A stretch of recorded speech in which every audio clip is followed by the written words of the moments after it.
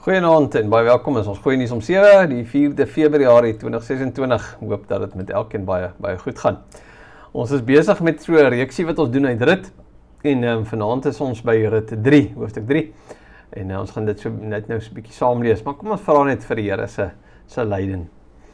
Ons Hemelse Vader, baie dankie dat U die God is wat die hemel en die aarde gemaak het en dat ons U kan ken as die Skepper, Here. Dat ons U kan loof en kan prys verbloot vir wie en wat U is, dat U ons Here en ons God is, maar ook vir wat U doen, dat U deur Christus ons na U toe trek. En ons gebed, o Here, as ons vanaand rit 3 lees, mag U dit ook gebruik tot lering, tot stigting, mag U daardeur ons ook nader aan U trek. Dan wil U deur die Gees in ons werk, en ons vra U dit in Jesus se naam. Amen. Ja, lees gerus saam met my rit 3. Rit se skoonma Naomi het vir haar gesê, my dogter, dit is my verantwoordelikheid om vir jou 'n heenkome te soek, sodat dit met jou goed kan gaan. Kyk, Boas, saam met wie se werksters jy gewerk het, is mos familie van ons. Hy dors vandag gars op die dorsvloer. Was jou, maak jou mooi en trek jou netjies aan en gaan na die dorsvloer toe. Moenie dat hy jou gewaar voordat hy klaar geëet en gedrink het nie. Wanneer hy gaan slaap, sorg hy dat jy weet waar hy gaan lê. Dan moet jy soontoe en kry by sy voete in. Hy sal jou dan sê wat jy moet doen. Toe antwoord Rut, ek sal doen wat U gesê het. Sy het na die dorsvloer toe gegaan en alles gedoen wat haar skoonma vir haar gesê het. Nadat Boas geëet en gedrink het, was hy baie vrolik en het hy langs die miet gaan lê. Rut het toe stilletjies gekom, sy voete oopgemaak en by sy voete ingekruip.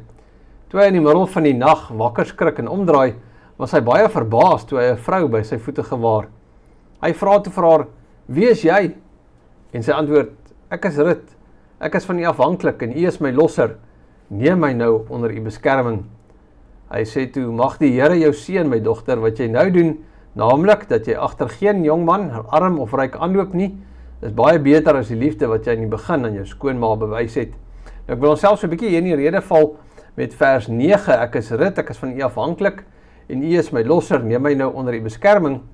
Dan sê die ou Afrikaanse vertaling, ek is Rut, U dienares, brei dan U vleuel oor U dienares uit, want U is die losser, of die 2020, ek is Rut, U slavin, gooi die soem van U kleed oor die slavin, want U is die losser.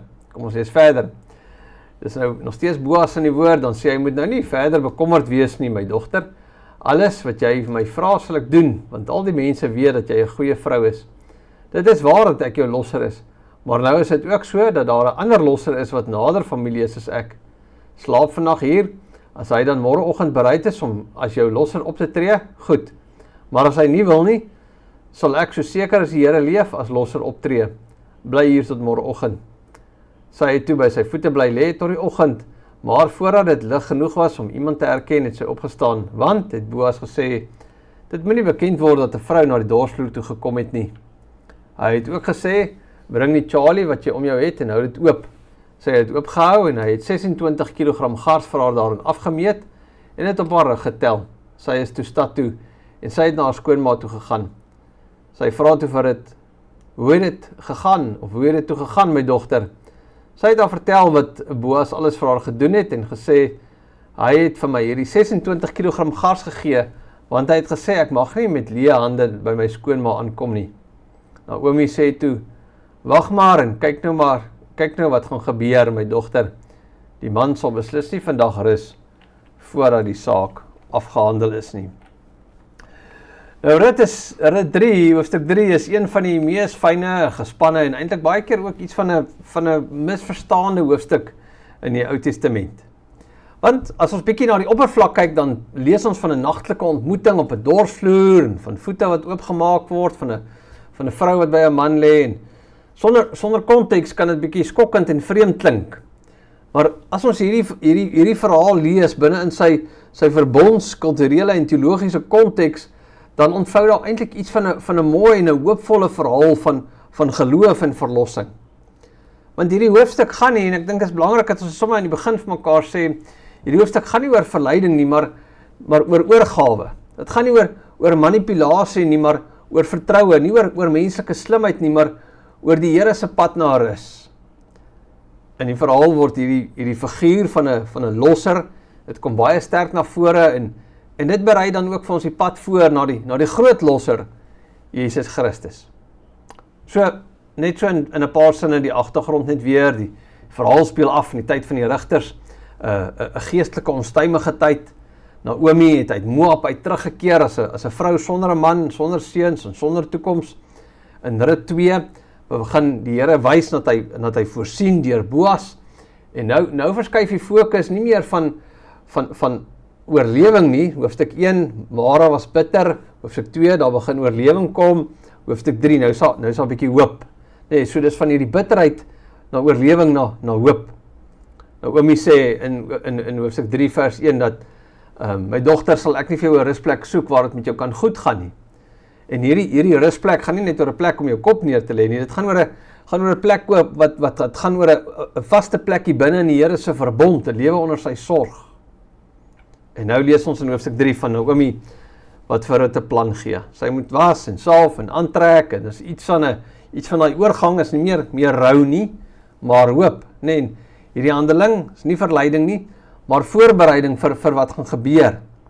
En Rut se antwoord is eintlik eenvoudig en eintlik baie diep as hy sê, alles wat hy sê sal ek doen. Nee, ons sien iets van 'n geloofsvertroue by haar, nie net in haar skoonma nie, ook maar in die proses, in die pad wat die Here met haar stap. Selfs al lyk dit onseker. Is asof Rut haarself oopstel vir die Here se beloftes. So en dit is presies wat geloof is. Nee, geloof is nie 'n passiwiteit nie, maar is 'n gehoorsaamheid op die Here wat ons vertrou. Nou Rut wag dan tot Boas gaan rus en gaan lê by sy voete. En hierdie beskrywing het eintlik deur jare al aanleiding gegee tot iets van 'n siening dat Rut haar soos 'n losvrou gaan gedraai het daar by Boas, dat sy doelbewus vir Boas wou gaan verlei. Maar ek dink dis 'n onverantwoordelike lesing wat nie reg laat geskied aan die teks of die kultuur of die teologie van Rut nie. Nee, want eerstens is by die voete lê in hierdie konteks glad nie 'n seksuele uitdrukking nie, maar 'n gebaar van nederigheid en afhanklikheid. Ons lees dit in meer kere in die Bybel as iemand voor iemand anders se voete neerval, iets van 'n nederigheid en afhanklikheid. So Rut gaan net nie langs Boas nie, maar aan sy voete. Nee, is 'n simboliese posisie van iemand wat beskerming en guns soek. So dis juis 'n houding van 'n dienaar en smeekeling. Nee, ons lees dit byvoorbeeld as jy wil 1 Samuel 25 lees ons nou Abigail dit doen. Sy lê ook gaan by die voete van Dawid. Tweedens is die dorsvloer is nie 'n geheime en 'n afgesonderde plek nie. Dit was 'n openbare ruimte tydens die oes waar mense baie keer ook gaan lê het om te waak oor hulle oes. En Boas se optrede bevestig dit. Nee, hy gaan lê daar en hy raak nie slaap, maar hy gaan lê daar om sy oes te beskerm. En dan as hy wakker word, dan sien ons, hy's nie dat hy buite homself is nie, hy tree eintlik baie versigtig op en sorg dat Rut vertrek voor dagbreek, sodat niemand kan sê, dat 'n vrou op die dorsvloer gekom nie. So, hierdie detail wys vir ons dat Boas is eintlik 'n baie eerbare man en reputasie was vir hom belangrik. En derdens wys Rut se woorde dat haar bedoeling nie verleiding is nie, maar dat sy 'n formele appel maak op Boas se rol as 'n losser. Nee, sprei u vleuel uit oor die diensmaagd, want u is my losser. So dis eintlik 'n vraag wat deurdrenk is met verbondstaal. Die beeld van die vleuel wat hy moet uitsprei oor haar, sluit direk aan by sy gebed in Rut 2, as Boas sê dat Rut onder die vleuels van die Here kom skuil het. En nou vra Rut vir hom, dat hy wat Boas is, die instrument sal wees van daai vleuel, van daai goddelike beskerming. En vierdens bevestig Rut se reaksie, of Boas se reaksie, Rut se reinheid en integriteit. Hy sê vir haar, sy is 'n deegsame vrou. Hy prys haar trou. Hy sê vir haar, sy is nie sommer net iemand wat agter jongmans en rykmans aanloop nie. So indien Rut se optrede onsedelik of dubbelsinnig was, dan sou Boas as 'n man wat lyk asof hy regtig integriteit en 'n regverdige man was, dan sou hy dit nooit so bevestigend geantwoord het nie. So die siening dat Rut hier probeer verlei, sê uiteindelik meer oor 'n moderne wantroue en 'n seksualisering van die teks as oor Boas en oor Rut.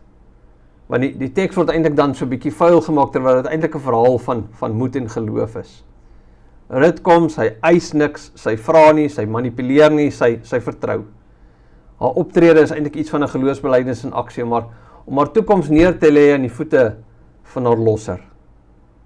En is dit nie maar ook so vir ons ook waar nie, dat verlossing leer ons om leeg en afhanklik, maar ook eerbaar en gelowig by die voete van ons Here van genade te gaan lê. Boas reageer met eerbaarheid, hy prys Rut se trou, maar hy respekteer ook die Here se orde. Nee, sê hy, dis reg, maar daar's 'n ander losser, en dit moet eers hanteer word. So ons sien hierso, man, is nie net dat hy as 'n losser wil optree nie, maar hy wil dit ook reg doen. Nee, hy verbind homself aan die Here se wet. So, ons gaan nou volgende keer die volgende hoofstuk lees, en dan sien ons die ander losser het nie, eintlik het lyk so amper as hy amper nie eens geweet het daarvan nie, maar Boas volg nog steeds die regte weg. Na die Here se verlossing beteken nooit dat ons sommer nou net kan doen wat ons wil nie. En dan sluit die verhaal af om te sê dat Rut keer nie leeg terug nie. Boas gee vir haar 'n hele klompie garse, 'n teken van belofte. En Naomi se woorde sluit dan die hoofstuk af. Die man sal nie rus voor die saak afgehandel is nie. So die fokus verskuif nou van Rut se handelinge na wat gaan Boas nou verder doen. En dis dan hoofstuk 4. Nou goed, kom ons trek net so 'n bietjie die lyn, nee, want uit die aard van die saak gaan die verhaal in die eerste plek nie oor Rut en Boas nie, maar uiteindelik oor Christus. Want Christus hy is ons nabye losser, hy is die een wat bekwaam en bereid is, en is onder sy vlerke wat ons rus vind, en hy laat niemand wat na hom toe kom leeg weggaan nie. En waar Rut iets van in die nag moes wag, leef ons as die Here se kerk nou tussen die belofte en die vervulling, seker van ons verlossing, maar tog ook nog onderweg na die wederkoms van ons Here. En daarom kan ons ook nederig na ons Here Jesus Christus toe gaan, nederig op sy tyd wag, eerbaar en rein leef, selfs al is ons iets van in 'n wag in 'n donker tyd. En kan ons ook vertrou dat ons Here Jesus is besig om vir ons 'n rus te bewerk, selfs al kan ons dit nie nou al sien nie. So Rut 3 leer ons dat God se verlossing dikwels iets van 'n stille ontvouing het. In die donker van die dorsvloer word daar 'n lig van hoop aangesteek. En wat hier begin, lei uiteindelik dan na Dawid en dan verder na Jesus Christus. So mag ek en jy ook so leer om by die voete van ons losser, ons Here Jesus Christus te gaan rus en onder die vleuels van sy beskerming te leef. Amen. Kom ons bid saam. Ons Here, dankie dat ons kan weet dat U ons kom losmaak het van die mag van sonde. En dat ons U sin is, dat U Uself aan ons gebind het, dat U ons aan U gebind het. En dat U deur die Heilige Gees nou in ons woon, en dat U die belofte, en dat U met ons sal wees, tot die volëinding van die dae, dat ons nou in daardie heerlike belofte kan leef. O Here, mag ons ook in U rus lewe, gehoorsaam aan U wil, tot eer van U naam. Amen. Baie dankie vir jou tyd, en dat ek 'n bietjie saam kon dink oor Rut 3, en dan volgende keer dan dink ons verder oor Rut 4. Ek hoop jy het 'n pragtige aand en 'n heerlike week verder. Groetnis.